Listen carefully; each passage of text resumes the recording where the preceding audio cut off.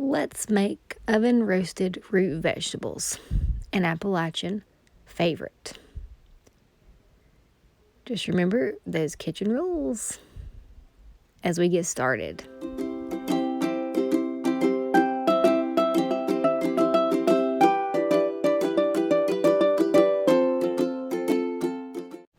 So today I am using a sweet potato and half of a rutabaga.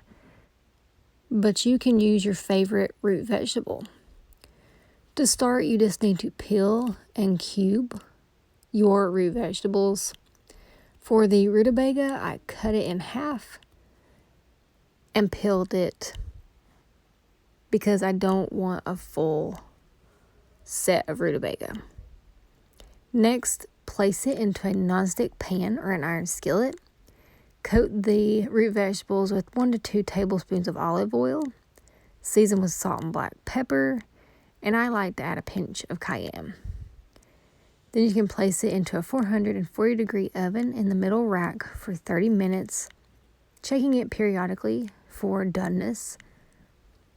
Once it starts to brown on one side, you want to flip the veggies over.